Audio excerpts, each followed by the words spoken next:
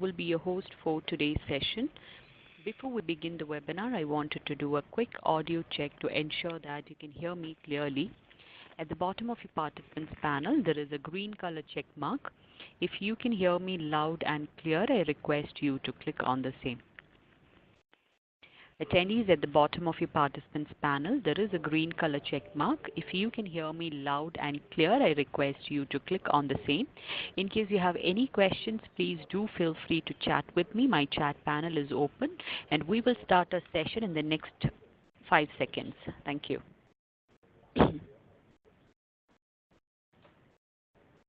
Good afternoon. Welcome to Train HR's live webinar on Employee Handbooks 2018 updates. My name is Sarah Jones, and I'm going to be your host today. On behalf of Train HR team, I would like to thank you for being a part of this event.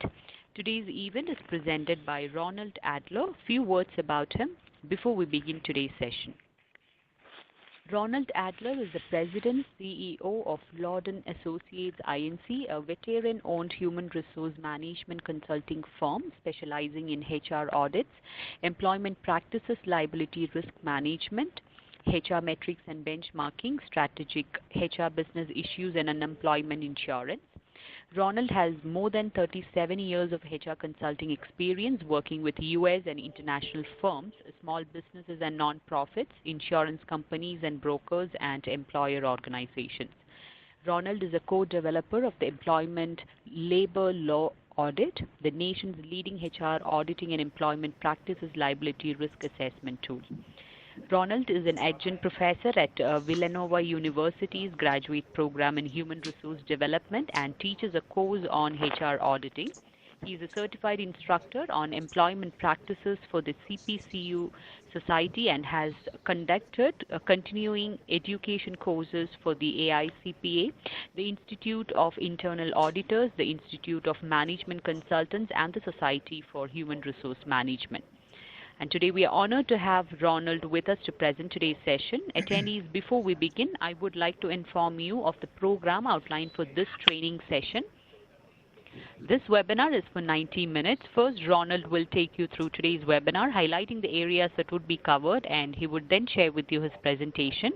We would like to inform you that all the participants, once part of the teleconference, have been placed on mute and will remain so until the Q&A begins towards the end of the webinar. It is for the purpose of avoiding discontinuity and for allowing the speaker to speak clearly so that everyone present can take maximum benefit from this webinar. We also request all to hold back your questions until the Q&A window begins. The last 10 minutes of time will be allotted for the Q&A, during which your questions will be answered. If for any reason you get logged out of this training session or teleconference, please follow the same procedure to join in again. Now that we all are ready to start, and I request Ronald to take it from here. Ronald? Thank you.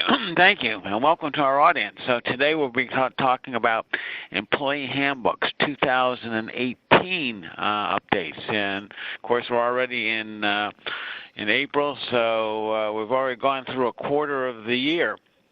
And just interesting, I just had a conversation yesterday with a client on one that we've done their handbook before, and where it looks like we're going to be updating again. And in meeting with the president, we had a conversation about what he was looking for as far as updates are concerned. The first thing we talked about was that this organization is in Maryland, and Maryland just passed some new legislation. Actually, they passed it last year. The governor vetoed it, and then the legislators overrode the veto in January, the first day of the legislative session. So there is new law in Maryland dealing with family and medical leave, and that has now taken place, and now handbooks need to be updated just for that reason. So we talked about that, and we'll be working on those changes to the handbook on that law. Secondly, talking with the president, he wanted to express to me that his organization was growing. Perhaps some of the issues were changing. He had his employees had more interaction with customers, and he thought it was particularly more beneficial from his organization standpoint that his employees become more strategic in their perspective, thinking about where the organization was going, what could help the organization in the long run. And so he wanted to talk about things we needed to change in the handbook, to talk about some of the strategic issues that employees need to pay attention to in dealing not only among themselves but with clients. And then thirdly, we talked about, of course, an issue that many employers are now having to deal with, which is sexual harassment. We've had a sexual harassment policy, but now the question is to whether or not that policy is sufficient. So we will be updating the policy as we go forward. And as a matter of fact, we have updated the policy, and if anyone is interested in to see a copy of the policy that we developed that we're using in handbooks, at the end I'll share my email address. If you want to send me an email, I will send you a copy of the employee handbook section on sexual harassment, and you're free to use it if you're interested. So with that, let's get started, and we will have time for questions at the end. So let's start with a typical business scenario, one that I experienced with my clients lately, but many others are going through the similar situation. So when they meet with their clients, they find that the organization is updating or has updated its 2018 strategic and business objectives, its organizational structure, and work processes. So that's something that happened and has happened with my clients going forward. Increasing competition requires an emphasis on talent management and positive employee relations. So as clients think about where they're going, what they're doing, what their organizational objectives are, they're finding that many need to hire new employees, but it's not just new employees. So everyone's now looking for the top talent. And, of course, the top talent is becoming harder and harder to find. Of course, with the unemployment rate at 4.1%, just finding anyone may be harder and harder to find, but particularly top talent.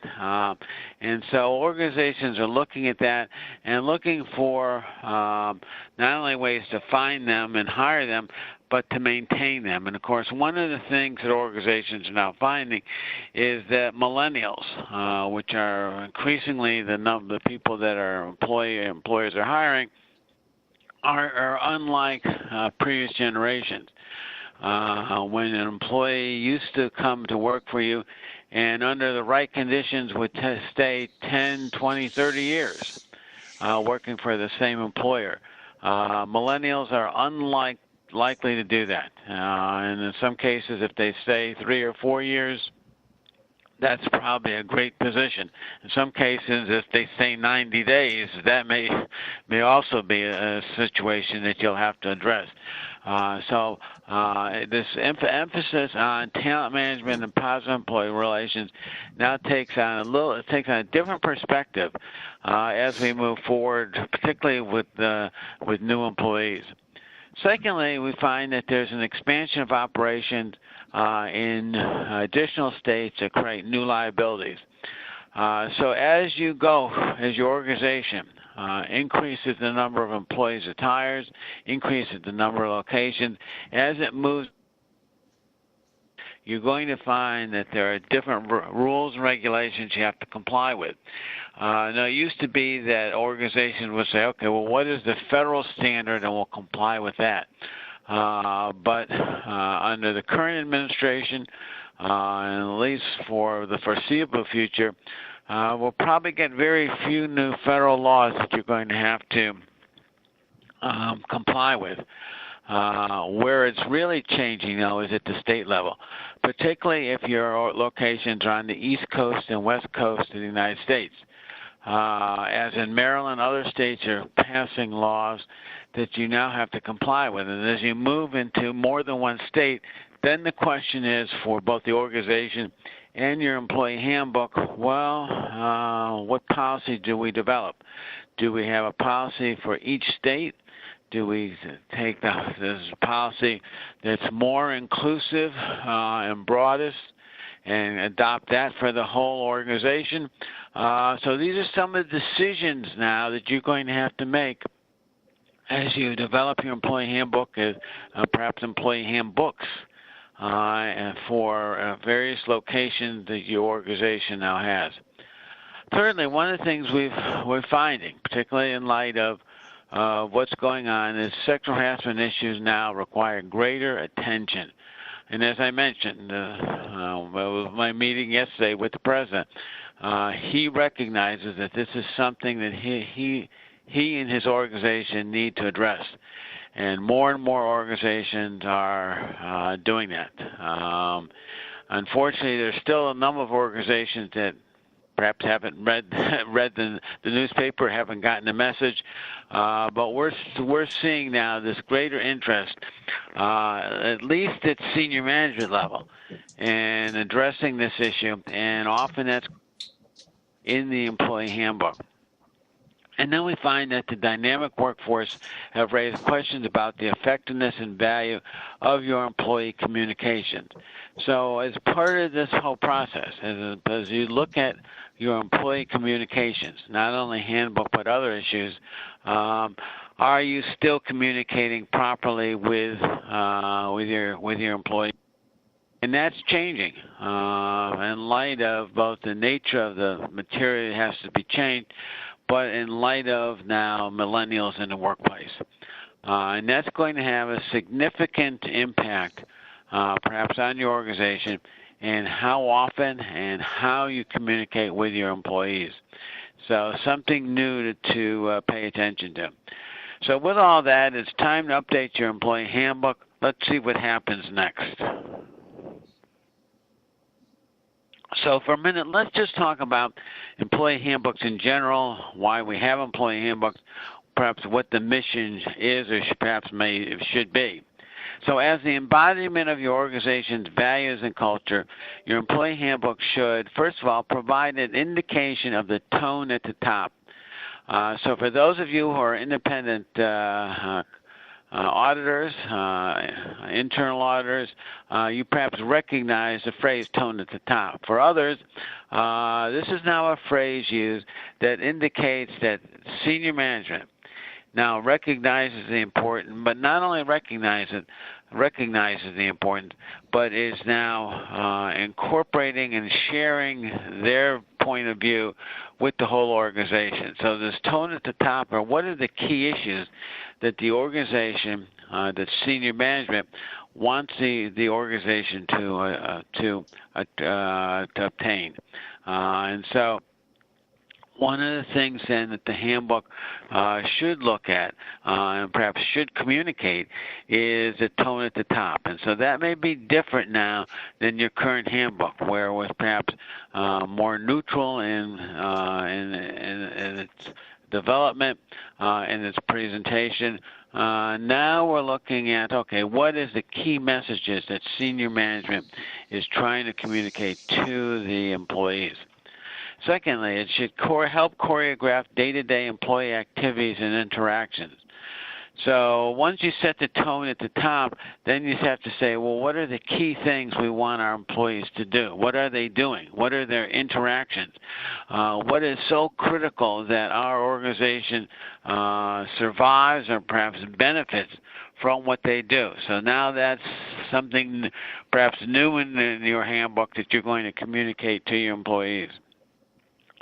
Thirdly, it plays a valuable role in demonstrating your organization's commitment to a culture of compliance. And for many organizations, this is, again, a new term. But going back 10 years ago with the last recession, federal laws were passed, and if you're a publicly traded company, you have to communicate to your employees what the culture of compliance is for your organization. This is now something you never had to pay attention to before, but now it's something you do have to pay attention to. And so that's also something now that the handbook is sharing with the organization, with their employees. So further, we find that employee handbooks should now formalize the organization's expectations. So we're now telling our employees this is what we expect, both from an organizational standpoint and from an individual standpoint. So what we mean by that is that the handbook should describe what organization expects from its employees and what employees should expect from you, from the organization. Two key things. You don't want to only tell employees what we expect from you. You want to share through benefits and other sections of the handbook what they can expect from the organization.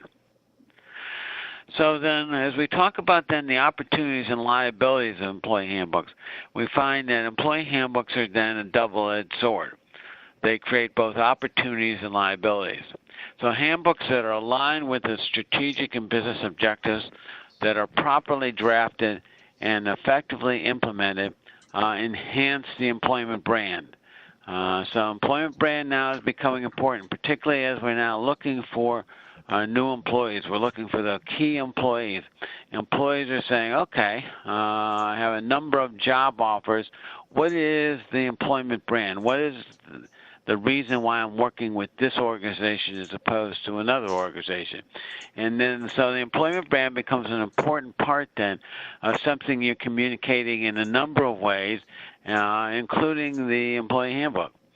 It's going to play a key role in recruiting and retention. So with this activity of developing the employment brand, two key issues. One, recruiting these top employees, but then more importantly, retaining them. And that's where the employee handbook becomes important. Now, it used to be that we'd only talk about the employee handbook from a retention standpoint. But now what we're seeing, and one of the things that more and more employers are having to address, is that in recruiting, particularly millennials, they want to see a copy of the handbook before they make their decision to come to work for you, to come to work for an employer. And that's part of now the process. Is they're interviewing, they're meeting with management, though being asked to make a decision, and as part of their decision-making process, they say, well, okay, well, I've done some research on your organization, but what I'd like to see is your employee handbook. That's going to tell me a lot about the benefits and how you're organized. That was something that we never saw before. Individuals never got their handbook until they became employees. So with that, then, the handbook then has to follow a different perspective. And we need to think about the handbooks differently as part of the promotion of employment, rather than just a tool to educate employees. We also see that it enhances employee relations, employee morale, and productivity. So once the individual becomes an employee, these are some of the things then that the handbook can help develop. We also find that it contributes to the uniform and consistent application, interpretation, and enforcement of organizational policies and rules.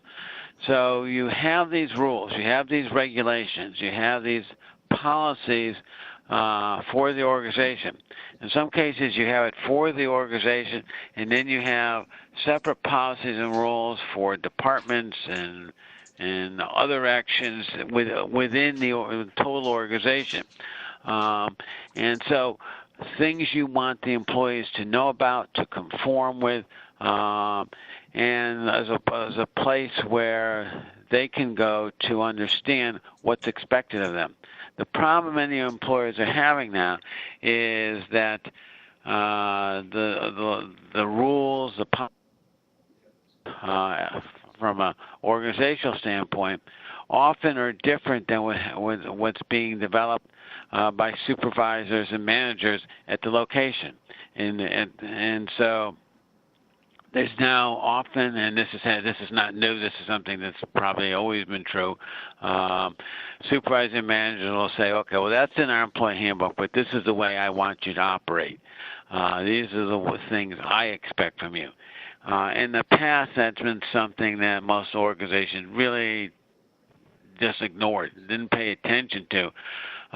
Those are that's changing now because it can often put the employer in a situation where an individual follows the supervisor's instructions and violates the organizational rule, and now the employer has to decide: are you going to, where a person violates the organizational rule, penalize them, including maybe perhaps separation? And so becoming more of an issue, and so something we're going to have to spend time thinking through as we develop the employee handbook. So one of the things that we do when we develop a handbook is we meet with not only senior management but with managers and supervisors in the development handbook. And we may have 4 or 5 developmental meetings just so the supervisors and managers can look at the organizational handbook and look at the organizational rules and find out where they differ from that.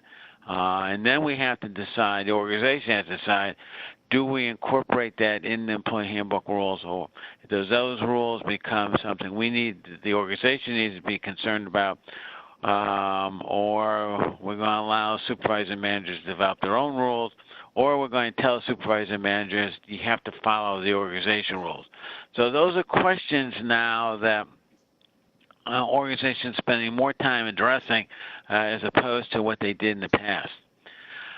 We need to protect the organizations and claims of improper employee supervisor conduct. So you have these rules, these ways of doing things at the organizational level. You then have, as I said, you have supervisors doing their things to get their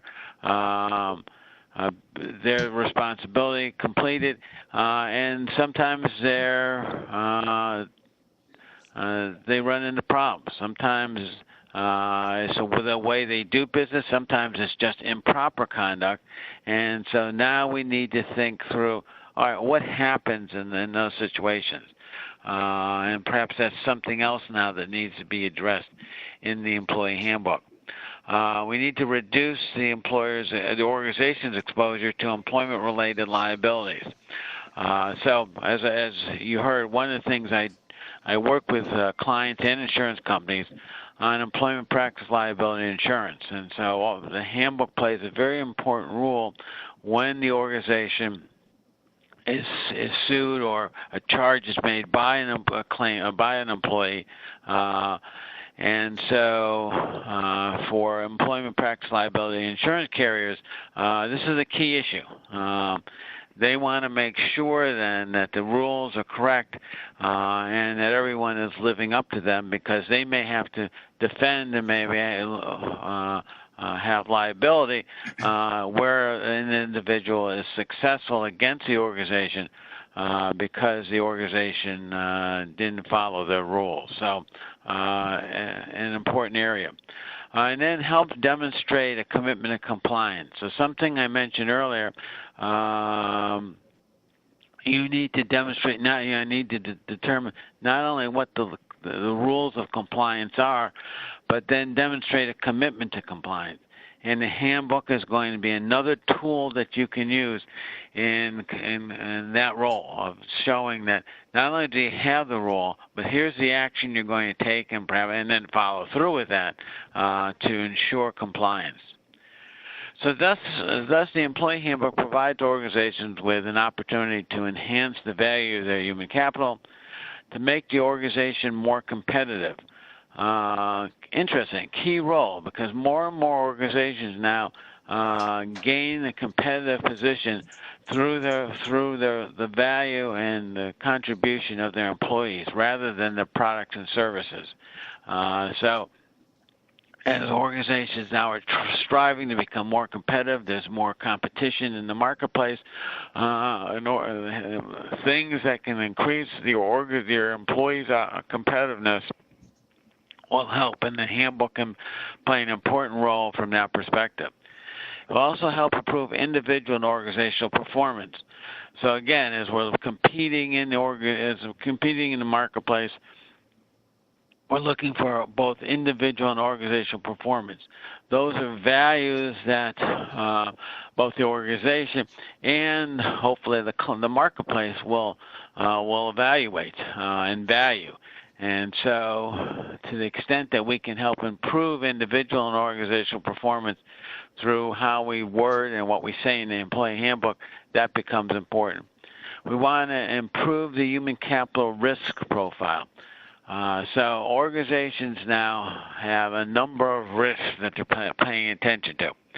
And one of the risks that organization faces is human capital related risks. So from employment lawsuits to other types of things that are around the human capital, those become important, things that the organizations need to pay attention to, things that senior management needs to pay attention to. And so to the extent that the employee handbook can help in that area, that becomes an important issue. And then finally, to help the organization achieve its business and strategic objectives, some would say this is really perhaps the first thing you should say. But at the end, you have your business and strategic objectives, and everything should flow into that. Now, maybe your strategic and business objectives need to change, but at least at the moment, those are the things you're trying to complete, and the handbook should help your employees achieve those objectives. So as we look then at the opportunities and liabilities, we see from the reverse standpoint, we see conversely that employee handbooks that are misaligned, improperly drafted, or ineffectively implemented, first of all, can undermine the employment brand. So something we talked earlier about building up the handbook can have the opposite effect and diminish the value in our attempts to enhance the employment brand. It can mislead employees about what is important and misdirect employees about what action they should take. So we know on the one hand we can't address every key issue that employees are going to face in the workplace, but we want to set the stage for what they should think about from a regular standpoint and where they need to go to get more information, what action they should take perhaps to comply with this rule. So something we need to think about, and if that's not there, then they're misled or they can take the wrong action, thinking perhaps from best standpoint that they're doing the right thing, but when actually they're not. So something else to be considered. It reduces the employee commitment and engagement. So again, with this changing of the workplace, with the changing of the types of employees, we need to be concerned about commitment and engagement. And so maybe we'll do an engagement study, engagement plan, and if you haven't done one within a long time, it's something you need to think about doing with this new workforce. What are the key issues that engage them? And so perhaps there will be changes from what your old workforce thought was important to them. So this can be a valuable part of not only issuing the handbook, but developing these with the right commitment and engagement levels for your employees. It also can, if not properly done, increase the risk of employment-related claims and lawsuits, and possibly to include systemic violations. So now we're talking about key issues that the EEOC or some other governmental agency can look at the way you're handling, can look at your employee handbook and say, well, no wonder you're getting lawsuits and getting claims against you. It's because of what's in your employee handbook. So there's always that part of the employee handbook that we're paying attention to. As a matter of fact, in some cases, this is really the first and primary reason of the handbook was the employment lawyers say, well, look, we need to provide something to the employees to tell what Title VII is and where they're protected. Handbooks are now much broader than that, but that's an issue. Don't do that, then you run the risk of these potential claims.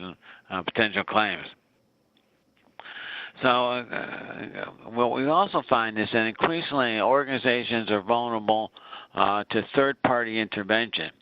It used to be then that we'd have the employee handbook, and the handbook would be issued at the time that a person was hired, 2 employees, and that the dealings then were between the organization, the employee, and perhaps the supervisor. So that was who was involved in the employee handbook.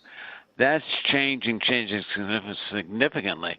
So now employee handbooks now are, as I said, being reviewed and obtained perhaps by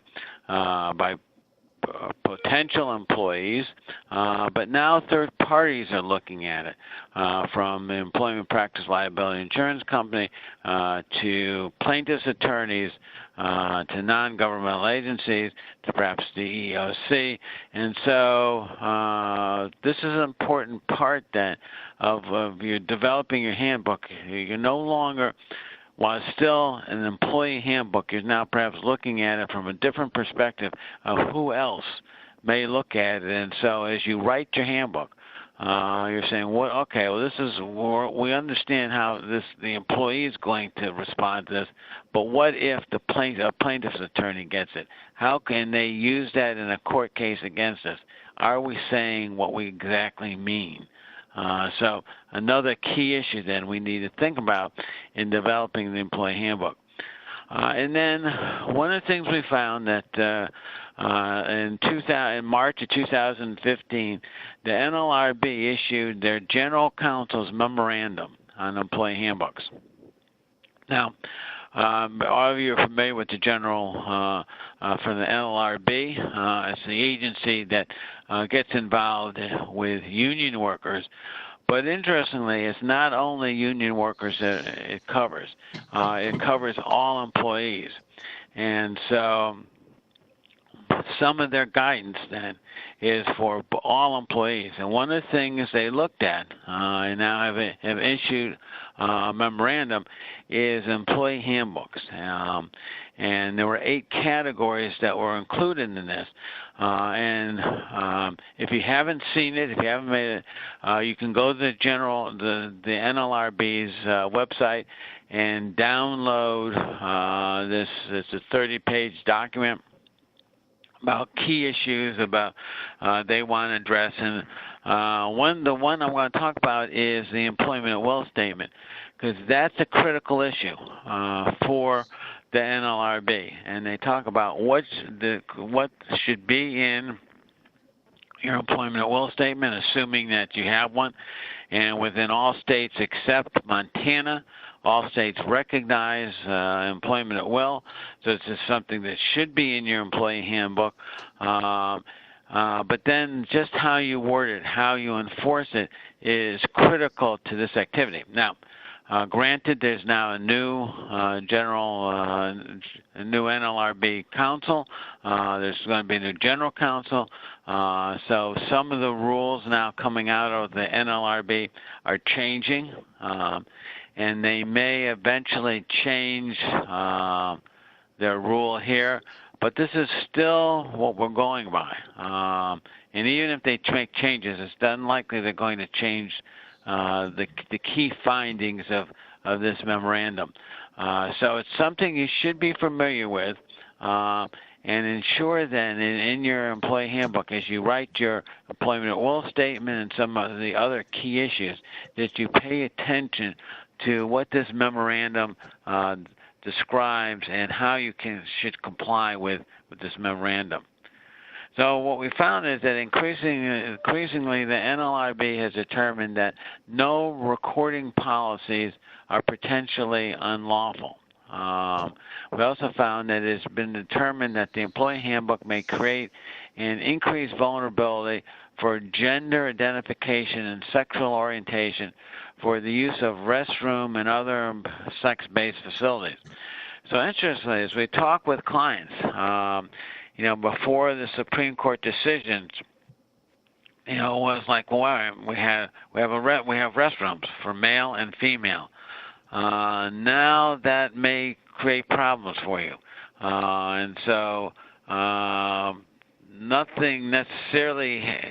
Well, I don't know. I mean, for some organizations, they're saying now is, look, we have restrooms. It's for either or, whoever gets there first. If it's single use, if it's multiple use, they've got to think through it. So what you apparently was not much needed to be discussed about restrooms and some of the other sex-based facilities. Now there's a discussion. And so something now you need to think about, perhaps from the standpoint of developing and implementing it, but now from the standpoint of, do we say anything in our employee handbook about restrooms? Something perhaps most employers never paid any attention to, but now may be an issue you need to address in your employee handbook. And this is one of these things we have to watch and see what continues to develop on this issue. Also, handbooks may be needed to address employee franchisees and individuals treated as independent contractors. Interesting this is rule here. You notice that many employers, as a result of the recent recession, and it still continues, are going to a gig economy, are making some of their jobs, some of their employees, not employees, but making them independent contractors, making the work that needs to be done by independent contractors rather than employees. And so that becomes an issue then. What happens if you have work that's being done for your organization and you've now said this is going to be done by independent contractors rather than employees? Well, of course, from a legal standpoint, the question is going to be, are these really independent contractor positions, or have you just changed it so you can get around treating the individuals as employees? Still a lot of confusion in this. So what we find is that our employers find is that depending on the type of job and the type of issue, can they rely on the definition of independent contractors? And the Supreme Court has addressed the issue. IRS has addressed the issue. The Department of Wage and Hour has addressed the issue, as the Department of Labor. And so various issues now being addressed. And as you go through this, you can comply with a number of these key issues about whether or not you have independent contractors. One of the areas, though, that we're finding that many organizations get involved with is the unemployment insurance laws within each state. The unemployment insurance laws use it for determining employees and independent contractor status. As a matter of fact, they start with an individual that works for your organization is an employee unless you can prove they're independent contractors. And they use the ABC test. So if they fail the ABC test, then they're still employees, and you'll have to treat them that way. So as an example, we were brought in to help a client that had this problem. An individual had been an independent contractor. The organization decided that they didn't need that anymore and told the individual, okay, we're not using you anymore. Your relationship with us has ended. The individuals didn't have any other contracts, didn't have any other employer, so went and filed for unemployment insurance. The state agency looked at their records and said, well, wait a minute, we don't have any payroll reported for you. Who did you work for? So he identified the client. The state contacted the client and said, John Doe has said he worked for you. You haven't reported your wages. How come? The employer said, well, we didn't report wages for him because he was an independent contractor, and we weren't required to report wages. So now the state had to decide, was the employee, this individual an employee where wages should have been reported and will calculate an unemployment insurance benefit, or was the employer right and the individual was an independent contractor, and thus this person had nothing to claim. So as is typical, is the state agency sent in an auditor. Well, when an auditor comes in, he doesn't say, I want to see the payroll record just for this individual. He wants to see the payroll records for everyone, including all independent contractors. And typically what happens under the ABC test is a rule that this individual and all other individuals weren't independent contractors but were employees. So now the organization now faced an assessment for not paying the taxes on this individual. And they said, well, okay. I mean, the unemployment rate is low. The taxable wage base was $8,500, so okay, won't be allowed. We'll just treat him as, and then for the time being, we'll treat him as an employee and pay the taxes on him. But then again, of course, it wasn't for that individual; it's for all individuals. And of course, one of the things that then happens is that there's a memorandum of communication between the UI agencies and the federal government. And the UI agency then notifies DOL and the IRS that there's been this change and they need to correct their records. So now IRS came in and said, okay, you owe us payroll, you owe us taxes for individuals that you treat as independent contractors. So then they had to pay taxes. Then DOL came in and said, hey, there were other wages that you didn't report. Did the person get the minimum wage? Did they, all these other issues that the Department of Labor addresses? And so they had to comply with those rules too. And just as they thought they finally got this taken care of, they also found out that this was shared with the INS, the Immigration Service. And the Immigration Service came in and said, okay, we need to see your I-9s. And the organization said, well, wait a minute, this person was an independent contractor. And they said, nope, he was an employee.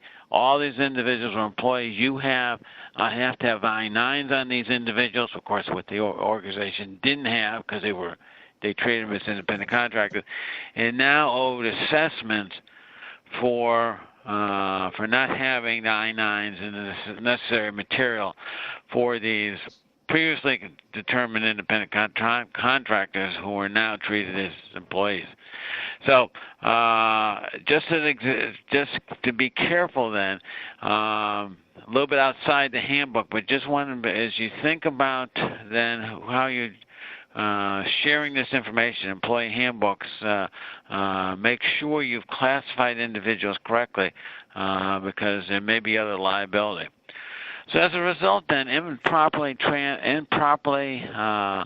employee handbooks can impede the achievement of business objectives, can increase employment-related liabilities, and reduce managerial prerogatives by making promises or commitments that certain safeguards the organization did not intend to make. So, as you saw, that's just by treating someone as an independent contractor rather than an employee, did all these things. So just something to be aware of as you develop your employee handbook.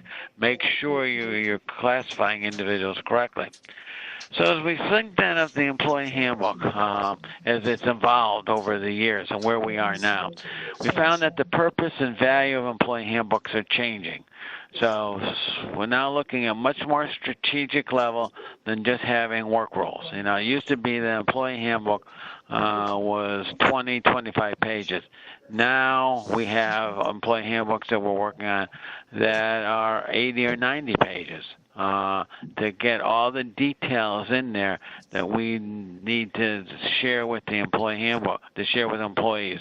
So you need to reevaluate the your employee handbook and what you're trying to do with it. The number of customers and stakeholders is growing. So we talked about the fact that it's not just now shared with employees. There's other customers and stakeholders that may have access to, may be looking at it, may be reviewing it, and may be challenging you on what's in your employee handbook. So you need to think about that. The size and the complexity is expanding, much more detailed than we had before, and the development process is becoming more dynamic and inclusive. So, it used to be that the employee handbook was something human resources would do, or perhaps even personnel before human resources would do, and perhaps they'd have their labor counsel or internal lawyers review the handbook and then hand it out. And that was really the process. Much more inclusive now, much more dynamic. As I said, when we develop employee handbook, we will have 6 or 7 meetings with the organization, develop a draft, review the draft, revise the draft, just to make sure we understand and are attacking the key issues for the organization. So then, as part of this change, then we found that traditionally that employee handbooks have functioned as a communication tool to provide information to a passive audience. As we noted, that was the employee. So that was who employees' handbooks went to. You developed the handbook and you gave it to employees when they came to work for you. And perhaps that's the last time you talked about the handbook again. That's the way handbooks have been, but that's all changing now. They have been relegated to HR and to legal counsel to describe the rules for the workplace and working conditions. They've been used as a method to comply with employment law notice requirements. So, as you know, Title VII and others have notices you have to comply with. It's not required that this is in the handbook. Only the FMLA is required to be in the handbook. If you have a handbook, you have to have an FMLA policy. Of course, there are other notices that you're going to include, but from a compliance standpoint, only FMLA in the laws requires to be in the handbook. But you're going to have other work rules, and that's where you're going to put this in there. So that was one of the reasons then for having the handbook was to say, okay, here's our Title VII rule. We won't discriminate on race, color, religion, sex, national origin. We comply with the ADA. We comply with FMLA. And so that's typically what was in the handbook. Well, we'll see in a second, is changing. And then is to determine the success at the end. You calculated the percent of employees that received the handbook and to keep the cost down. So at the end of the day, human resources would say to management, okay, 95% of our employees received the new handbook and we met the cost projection, so it's successful. And that's the way it was, that was okay. Let's cross that off the list. Let's move on to other things. Well, that's now changing. Because of the economy, the competition for top talent, the dynamic changes in the workplace and workforce have changed the strategic value of human capital and changed the emphasis of human resources from expense control and risk mitigation. So that's what we looked at in doing handbook. That was handbook's rule. Well, we got this expense control. We have to control. We had this risk mitigation. We don't want to get any lawsuits. But now we're looking at employees differently. We're looking at human resources differently. We're looking at it as human capital. And that then gives us an emphasis then on asset enhancement and return on investment. So they never talked about the return on investment. You invest time and effort in developing a handbook, but you never looked at the return. So that's not changing. That's where we are now. So as a result, then organizations will have to expand the diversity of the participation in the employee handbook, something I mentioned. So when we do handbooks, we meet with the human resource person, we meet with senior executives first, then we meet with supervisors and managers. Everyone gets this chance to look at this handbook to ensure then we're hitting all the targets. And we will go through a number of drafts. We have to pay greater attention to the expanding number of potential handbook stakeholders. As I said, part of the problem is it's no longer just employees. If that's all it was, we wouldn't, we could monitor this much more accurately. But now there's a number of people are now looking at handbooks, both prior to becoming employees and after the fact. And so we need to think about our handbooks differently.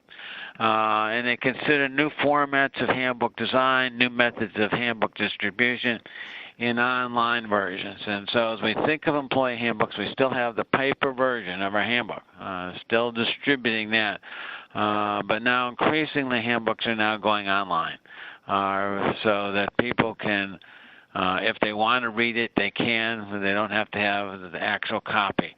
So that's creating new ways of designing handbooks, perhaps of online activities, and so something to be considered. As you develop your handbook, still should do it writing. There's some people that say don't worry about the written handbook anymore, but I think that's your starting point. From there, you can develop other things, but I think you really should start with your employee handbook as a written document, and we'll talk about what you need to do from that perspective. Continuing then, it assesses and measures the impact of employee handbook on their employment brand and talent management activities, something employers never looked at. So we had this handbook, we handed out, and we didn't pay any attention to whether or not it did anything other than just noting that we provided information to our employees. But now we're looking at measuring and assessing the impact on the employment brand and talent management. Does it help us in those areas? If it does, what were the features that helped us? If it didn't, what do we need to add to it to improve that activity? And then we're also looking at something perhaps new for most employers is we're looking at the contribution in achieving our business objectives. So I mentioned earlier that business objectives now are critical to human resources. And so if we do the handbook, is the handbook now being written and helping us achieve these business objectives? So something else now we're evaluating and puts a different perspective on how we're looking at employee handbooks. So further, our handbook will also consider issues at the state level. So first question is your employee handbook an employment contract? Well, the answer should be no. I mean, you should not have your employee handbook as a contract. As a matter of fact, you're going to put a statement at the very beginning. This is not an employment contract. But if you don't, or perhaps maybe you want it to be an employment contract, that's something you can do. Or perhaps maybe you should have addressed. But one of the questions then is, okay, are we going to consider the handbook an employment contract?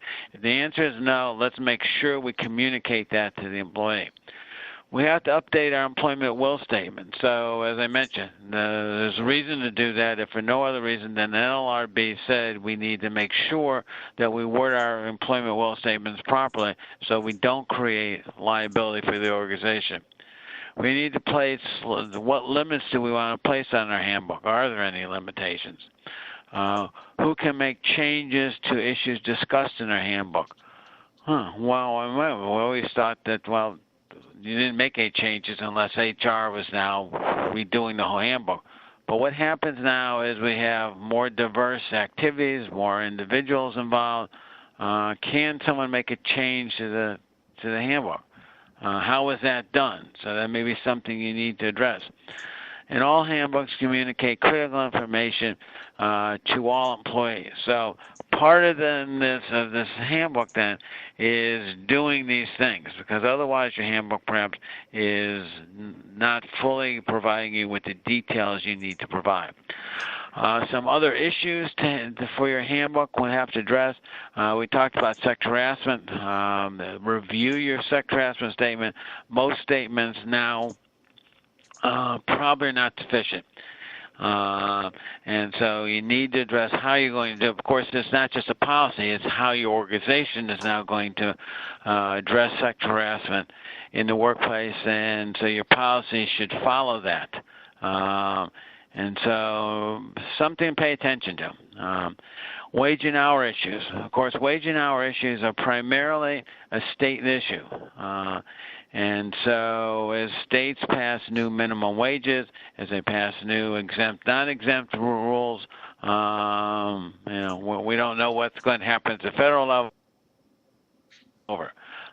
So you'll have to do that. If they have lunchtime issues, these are types of things that, particularly on the West Coast and East Coast, you're paying attention to, and we'll have to update your policy to address these issues. Equal pay issues, an ongoing federal issue that's been going on for years. It doesn't look like it's going to get solved anytime soon, at least under the current administration. But increasingly, there's equal pay issues. There's been articles in the Wall Street Journal about this. Is now if you have employment overseas, particularly in Europe, they're addressing equal pay issues. So it's something that has been around. It's been an issue. In the United States, it hasn't been really addressed yet, but something to pay attention to. Time off and leave issues, again, a state issue. And so you may have to pay attention to those issues. As we saw in Maryland, there's new leave issues now. And if you have 15 or more employees, it becomes paid. Fewer than 15 employees, you just have to provide the leave, but it's unpaid. So now you have all these other issues that we're going to have to address in the handbook. As I've been talking about, millennials, key issue for organizations, and something that we're just learning to address as millennials enter the marketplace, and we're now employing these issues. Genetic testing, not necessarily an issue, except you need to be careful you don't require anything in your employee handbook that would violate genetic testing laws or genetic information non-discrimination law, the GINA law. So just an issue that as you're reviewing your handbook to pay attention to. LGBT issues, something now that's gaining a lot of attention, something you're going to have to pay attention to. And so as you look at your handbook, look at that issue. Non-English speaking employees, how do you do that? So are you going to have your employee handbook in more than one language? So when the meeting I had yesterday with my client, we're talking about, okay, they're now having significant portion of their population now in Spanish, speaking Spanish. They've never had the handbook done in anything but English before. But do they have to do that? It's a key issue of communicating properly with their non-English speaking employees, something to address. And then something that's not on here that increasingly becoming everyone's attention is marijuana in the workplace. The federal law still prohibits marijuana. But now, as we see, many states are now addressing the issue. What does the organization say about it? You can still follow federal law, but some states are not. They're saying, well, that's not necessarily true. So another issue we'll have to change the slide to add that to it. But so some other issues now you're going to have to address as you move forward with the handbook. So when things that then affect your handbook as you design it and write it, one is it changes number of employees. So if you're, as I just noted, if you have fewer than 15, then some of the laws don't apply, or perhaps they apply. They pay for it. Employees can be an important issue. Changes in where your employees are employed, key issue. If you have individuals employed in the Midwest and then you move to either coast, significant changes are going to have to be made, at least from your handbook standpoint. Now, does that mean you have multiple handbooks? At least, yes. And maybe you take the handbook then that provides the most and provide it to all employees, but that may not be the correct way. So you got other issues now you're going to have to address. Changes in federal, state, and local laws, that goes with that. Changes in wage and hour policies, changes in benefit policies, changes in internal policies, changes in the nature of your organization's business. So these are some of the key issues then that you're going to have to address as you update your handbook and on a regular basis, because the states are now, particularly the states, are changing their laws frequently that cause you to make changes to the way you operate your handbook. So just as a general question, when was the last time your organization updated its employee handbook? So if you've done it within the last 2 years, you're probably close to being accurate, but if you're on the West Coast and East Coast, you're probably going to have to change it every year, at least look at it every year. If you're more than 2 years old, even across the country, you need to look at your handbook again to make sure that you keep it up to date and you're not creating liabilities for your organization. So then one of the things that we did, we do an annual study, an annual survey of employers across the country, and the survey we did had a significant number of employers involved, and they range from sizes of employees to 10 to more than 200,000. And one of the things we found from our survey is that there's a significant disconnect between the employee handbook and practices and the implementation of those policies. So let me just go over some of the things we found in the survey. We found that there's a wide use of HR management policies and print statements. 91% of the participants indicated that their organization had developed and promulgated a written human resource management policy and practice procedure. So the vast majority of these employers, a significant number, had something that they were putting in writing and communicating to their employees. Not all of them perhaps were employee handbook, but there was some written documentation. The participants indicated that they use a variety of methods to communicate employment policies. So 89% specifically use an employee handbook. 84% use memos and documents. 76% communicate orally. And of course, some of the organizations use all three of these. And then 59% posted electronic version on their website. That now is growing. So there's a significant number of employers now posting handbooks and providing a web-based version of their handbooks to their employees. When developing policies, 89% consider the corporate culture in drafting their policies, so it's an important issue. 87% align their policies and procedures with strategic business, talent management, EEO, and diversity objectives. High number, I'm not really sure how accurate that is, but that's what was reported.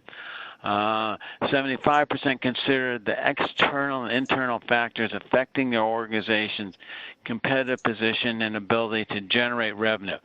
So 3/4 said they were. This is something that you're going to have to do on a regular basis, something perhaps many employers never did before when they did their employee handbook. But these are now considerations that you're going to have to consider not only in managing but in designing your employee handbook. Number 4, the general purpose of HR management policies and procedures included to control and manage the risk from employment-related liabilities. So this was the original reason, as a matter of fact, why employers actually had handbooks. So we need to get this control and manage this risk, so let's put it in the handbook, and then we'll have it. So 95% use that for that as a reason for their employee handbook. To enhance and assess the value of the human capital. So we can see people have begun thinking about human capital much more broadly and the value that it adds. To control the financial implications, the cost and cash flow impact of compensation and benefits. So as this becomes an increasing issue, more and more employers now are saying, we need to not only plan and measure this, but we need to communicate to our employees this issue. And then 66% use it to increase the return on investment of the organization's human capital. So I mentioned this earlier. We're now thinking about our human capital from the standpoint of what is the return on investment. We're investing time, effort, significant amounts of money in our human capital. What is the return that we're getting? What is the return on the investment? And so the employee handbook now is being considered from that perspective. We then talked about we asked questions about the specific purpose for issuing an employee handbook. First of all, to comply with legal obligations and requirements, of course, to communicate important information, to help answer employee-related questions, to contribute to organizational orderliness, to create a positive employee relations environment, to delineate and reinforce the organization's employment-related prerogatives. So you can see that 80% or higher, up to 96% use. These are the common reasons for the specific purposes of issuing an employee handbook. And then it drops significantly down to 60% said they use it to assist in hiring and retention. That's now changing. Again, because millennials are now saying, hey, you want me to come to work for you? I want to see the employee handbook. I want to see what I'm going to be receiving, the nature of work at your organization. Besides what you tell me, I want to see what's in the handbook. So perhaps some significant changes then in these critical issues. So we also found some weaknesses. So let me just go through some of the weaknesses we found in employee handbooks. So weaknesses in employee handbooks, effectiveness and comprehensiveness were identified. When asked if they assessed the effectiveness of the handbook in meeting those purposes and objectives, only 42% responded positively. So we just went through the reasons why employers were issuing handbooks, all this detailed information, and then we said, okay, well, how do you measure the effectiveness of this communication? And less than half said they did. So they were doing something, developing these handbooks, but weren't testing it to see whether or not they were actually achieving this goal. And when asked if they discussed both the written and unwritten policies in the handbook, and only 40% responded positively. So even fewer amounts said, okay, we're developing this handbook, and we're going to make sure then that these are discussed with our employees. And 60% are basically saying, well, we don't do that. We've come up with these policies and procedures, but we don't actually communicate or discuss it with the employees. So those are weaknesses. Second group of weaknesses in the employee handbook, we identified internal controls that were exposed. So only 57% assessed the material in the handbook to ensure that their handbook material was consistent with comments and information communicated during the hiring and onboarding process. So interesting, you have this process, you're hiring, you're looking for key employees. And you have many people from the organization standpoint, perhaps meeting with this person. Maybe this HR person met first. Maybe the recruiter met first, the HR person. Then you have a supervisor, perhaps a manager meeting with these people. And at some point you would think that the message would be the same, that they were communicating the same information. But what we found is that a significant percent of the participants didn't do that. They didn't assess their employee handbook to ensure the material in the handbook was consistent with what they were saying. And only 74% ensured that all employees received a copy of the handbook. So we went through this process of developing this handbook. The organization went through the process, and then it was like, well, okay, let's get the handbook, but no one was really sure whether or not they actually handed out the handbook. another error in the way organizations develop handbook. And only 78% compared the statements made in their handbook with statements made on their employment application form, offer letter, and other personnel action forms. So you go through this process of hiring people. And you send them out, you meet with them, you find out what's critical, and you want this person, so you then send them a letter, send them an offer letter or perhaps other things, saying, okay, you wanted, here's our policy, but you wanted time off, so we'll give you, in order to get you on board, we're going to give you time off, without paying any attention to perhaps what's in the employee handbook. What are the work rules that the organization has already determined are standard operating procedures? So that's a deficiency then.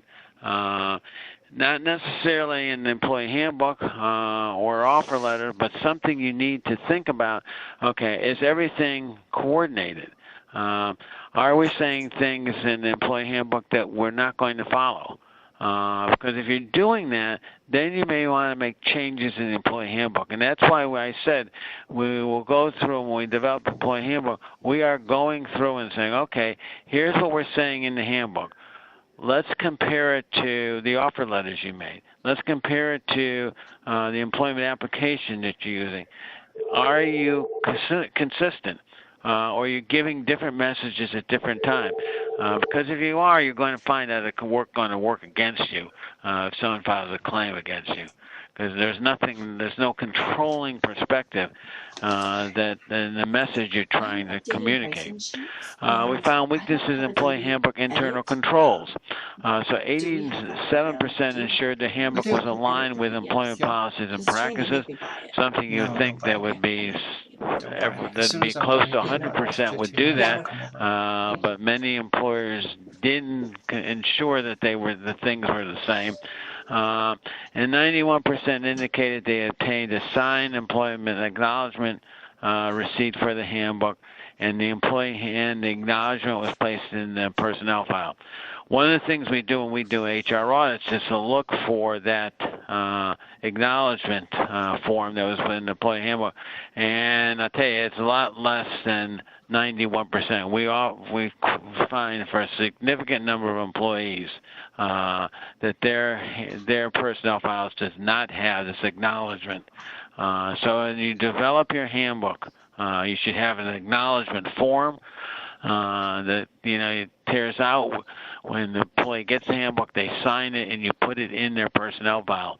And then when you do an audit, either you do it internally or have someone else do an audit, make sure that that's there. Because if it's not, you're going to want to get a copy so that if there's any confusion, and you go to the handbook and say, well, this is what's in the handbook, and the employee said, well, I never got the handbook. You never gave it to me. Then you're going to have to defend from that perspective. It's much easier to defend from a standpoint of it's in the handbook and you signed a copy for it. And now whether or not they read it is going to be a different issue, but it's critical then that you provide that information. We found weaknesses in the employee handbook format and logistics. So only 54% had an issue date on the employee handbook. So when you develop your handbook, you should have the issue date on every page, from the cover until the last page. That this is in the lower left-hand corner, lower right-hand corner, smaller type, but issue date of June 1st, 2018. It should be on every page.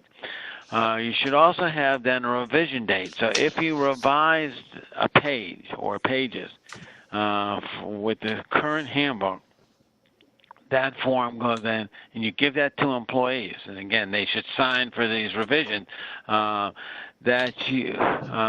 revision date is on the page, and it's over then the issue date. So you have the issue date, and you have the revised date. And so everyone knows what you're talking about. Otherwise, you're going to have individuals say, well, I never got it. I never got a revision. I'm still using the old rules, and I never knew about these new rules. So important part of this discussion. And only 63% regularly reviewed and assessed their handbook's format, design, and method of distribution to determine effectiveness. So in addition to all this, you want to make sure then that whatever you're doing, however you're communicating both the handbook and the revision dates, that it's effective. And again, this may be changing now with the type of workforce you're hiring, with the population of the workforce, the nature of the workforce, and so maybe things you used in the past were good, but now maybe they've changed. So these are types of things that you're going to be looking at. We found that employee handbook development was siloed and created behind closed doors. So what has been typically true of HR is HR has been siloed. So when HR would work on things, it was independent of what finance was doing, what manufacturing was doing. That's now being broken down by enterprise risk management. So parts of the organization now communicating with that. But you can see this is one of the areas that this is a potential problem.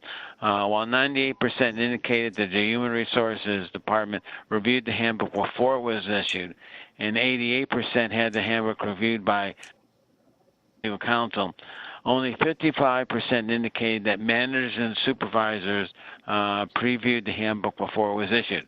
So as you went through this process of developing your handbook, did you show managers and supervisors the handbook and let them comment on it before it was issued? Unfortunately, many employers have not. Human Resources sits in their office and develops this handbook and then hands it out, and then everyone has to live with it. That's why I said we go through this multiple stage meetings to let managers and supervisors review the handbook and comment on it before it's finalized. And then only 15% had a sample group of employees to review the handbook. This is something we also recommend, is that as you get to the end, as you get close to issuing the handbook, you hold focus group meetings and call some key employees in. You don't need every employee, you go from 5 to 10 employees and say, okay, here's the new handbook that's coming out. Please review it. We're having a meeting, and then we want your comments.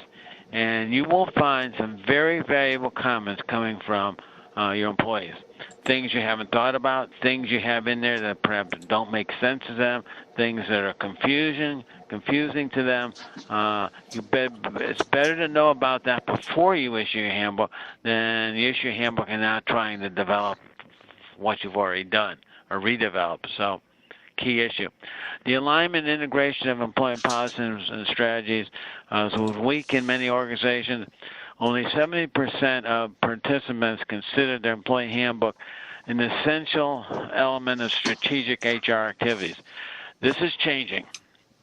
As HR becomes a more strategic player within the organization, things that they do, things that they're responsible for, now have to have a strategic perspective. And the employee handbook is going to play an important role in that. So if that's not being done now, you will need to think about it. Then we took a look at the internal and external impact of employee handbooks varied. Survey participants were asked whether or not their employee handbook created a positive image and favorable impression of the organization with various stakeholders.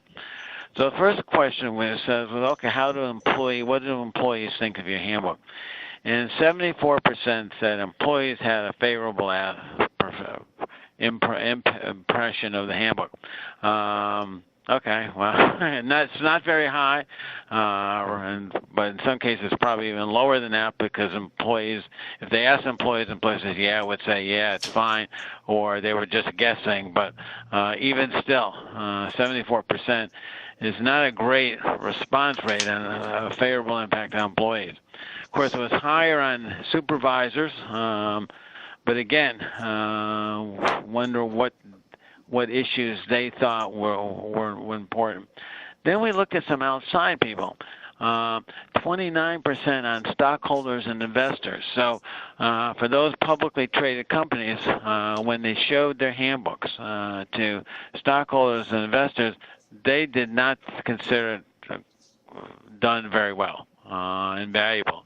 So maybe there's a limit on how high you can go with the stockholders and investors, but one would hope then that one would think that may be an issue.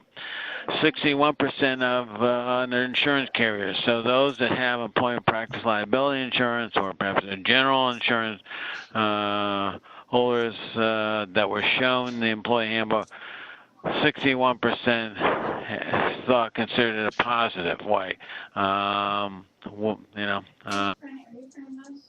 Could get it better, but their attention's going to be on other things, and perhaps management's going to have attention on. So you need to be careful in that area. 66% on EEOC, DOL, and governmental agencies. I think we don't know what the best is, but it's more than 50%, so that was okay.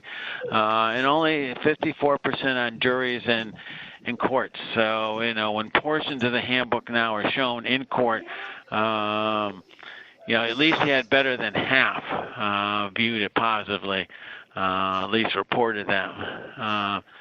So once the handbook was issued, organizations moved on to other issues. So 90% indicated they regularly reviewed their handbook to ensure compliance with federal, state, and local laws. 64% ensured their handbook recognized and responded to organizational structures and changes. As that's happened now, particularly in light of the last recession, as that's happening more often, you need to make sure that your handbook considers that. So don't just copy your previous handbook and update. You need to make sure then it's responding to your current conditions. 51% ensured the handbook was still responsive to a changing workforce, and this is now the workforce is changing in some cases significantly, and so you need to pay attention to that. And only 11% follow up to determine if the organization answered routine questions. And it's interesting because that's something you can do is say, after you issue your handbook a month later or 3 months later, talk to some of the employees and say, okay, what did you think of the handbook? Were there issues we didn't address? Were there issues that you didn't expect? That little bit of marketing research can add value to your handbook activities. Were written for the moment. So 47% only 47% indicated they consider future organizational needs and emerging employment issues when drafting a handbook. Again, this is critical, particularly if you're on the West Coast and East Coast. Employment issues are increasingly in the news, and so you don't want to go through this process of developing a handbook only to find that it's out of date, or perhaps the organization has changed what it's doing. So you need to at least think about that in designing and developing a handbook. Then we looked at some common handbook topics. So we looked at just what was in the handbook. So we saw things that talked about employment thresholds, state and local governments, where they're located, government contractor status, regulated industries, profit, non-profit versus status, private and publicly traded company status, and union and non-union status. So these are some of the things that will have an impact on the nature and the way you consider your handbook. And then we looked at what was actually in handbook. So what are some of the things in handbook? So sexual harassment statement, EEO statement, key issues should be in every employee handbook. A statement versus discuss policies, practices, procedures, when they may be changed at the sole discretion of the organization. Something that's key goes in the beginning of the handbook. This important statement. Drug-free workplace policy, employment will statement again. Correct statement in the beginning of the policy. Another statement of handbook is not a contract. Again, at the beginning of the handbook, this should be more legalistic in nature, so that everyone understands these key issues. Then a statement of use of computers, emails, and all those issues now critical in virtually all employer handbooks. Statement of wage and hour issues, FMLA policy. Of course, if you're at 50 or more employees, you have to have an FMLA policy. Complaint procedures. Statement concerning organization's use of property, statement code of ethics. Again, if you're a publicly traded company, you should have this code of ethics and your discussion, your legal commitment to compliance with the law. Key issue for publicly traded companies. A discussion of your organization's history, mission, and values. This is something we recommend. This is something that the CEO or the president writes and puts in the handbook. This is who you are, what you do, who your customers are, important things about your organization. This is sort of the marketing part of your handbook. So if someone pulls up your handbook and says, well, who is this company? Let me find out a little bit about them. So it's a page or two about what's important to your organization, where you are, where you're going. So you don't have to have it, but I think it's a very valuable part of the handbook activity. Confidentiality of information, statement of organization's employee relations, a listing of offenses that would subject an employer to disciplinary action. Surprisingly, only 70% said they did that. We expected that this would be in the 90%. This is work rules, things that employers can get penalized for fired, or a disciplinary action. You should list this in your handbook. So it was a surprising figure that not more employers indicated that they were doing this. Statement concerning the organization's search of lockers, like another key issue then that you want to be able to do, so you put it in your handbook. A statement indicating the authority to enter into employment agreements. Employment agreements, of course, are gaining importance all the time, although at least from a sexual harassment standpoint, that may be changing, but key issues. And then a statement concerning the organization's labor relations philosophy. I know many of you don't have unions. Only 8% of the employers have unions, but it may be something you want to include a statement or a paragraph on, just describing what your position is on those issues. So then, as we finalize this, then some drafting activities. So conduct a pre-employment handbook management assessment. Take your handbook and look at it from a purely management standpoint. Do we have the work rules in it? What do we need to change? Conduct a pre-employment risk capital assessment, human capital assessment. What are the key issues we need to address from a risk standpoint? Create a worksheet that identifies key internal and external factors. Identify current, emerging, and future issues that you're going to have to include in the handbook.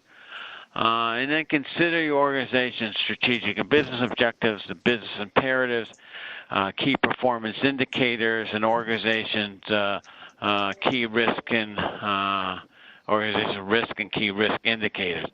So I think these are some of the things then that provide assistance in the handbook. Now, one of the things that I've included is our audit tool, Ella, has a chapter on employee handbook. So this is the section on employee handbook.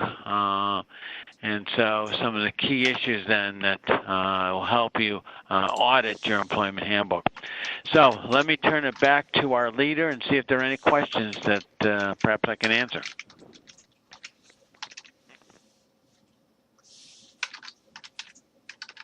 Thank you, Ronald, for that wonderful presentation. And also all the participants for cooperating with us. It is time for the Q&A to begin, and we request all who have questions for our speaker to click on the raise hand option, which is a palm-like icon at the bottom of your participants panel, to ask your questions verbally, or you can post your questions in the Q&A panel. so that our speaker can read it out loud and then answer. For any reason, if you are unable to ask a question using either of the two means I mentioned now, please share it with me by chat and I shall pass it to our speaker to answer it. Meanwhile, we sincerely request you to share your feedback in the feedback form that will appear on your screen in the polling panel right now. The feedback form has just 8 questions, mostly multiple choice in nature, and it wouldn't take more than 2 minutes of your time to answer. The polling will remain open till the end of the session, and you can answer it even after the Q&A is over. We would be grateful if you could stay back a little longer and complete this feedback for us. Eric sent me an email, and I didn't know who else was CC'd on it. And this guy, Stephen Wood, he works at Benco. I didn't know what it was. Okay, so we discussed quite a bit of information today, and I shared with you what some other employers are doing and sort of where the marketplace is right now on employee handbooks. So a lot to think about as you develop your handbook. But if you think of any, if you have any other questions, please feel free to contact me. I see we have a question now. Where can we find the audit tool? Well, the audit tool is called the Employment Labor Law Audit, or ELA. And my firm produces it. You can contact me directly, and I'll be happy to share the details with you and how you can get it. And just let me give you my email address. It's radler, so it's RADLER @Lourdan, spelled LAURDAN.com. So I think it may be useful. So if you want to talk about it, I'd be happy to talk to you about it. So next question, is there another webinar related specifically to union-based companies? And I don't do another one separately on union-based companies. But if you have any specific questions that I can answer, I'd be happy to answer them. So you can contact me again at my email address at radler@Lourdan.com, or give me a call at 301-762-5794. Let me repeat that, 301-762-5794. As I said, I don't know a separate webinar on just for union-based companies, but yeah, there may be some information we can provide you.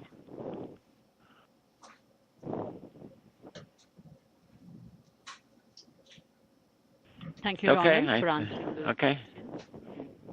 Attendees, it's time for the Q&A, and we request all who have a question for our speaker to click on the raise hand option, which is a palm-like icon at the bottom of your participants panel, to ask your questions verbally, or you can post your questions in the Q&A panel so that our speaker can read it out loud and then answer. For any reason, if you are unable to ask your question using either of the two means I mentioned now, please share it with me by chat and I shall pass it to our speaker to answer it.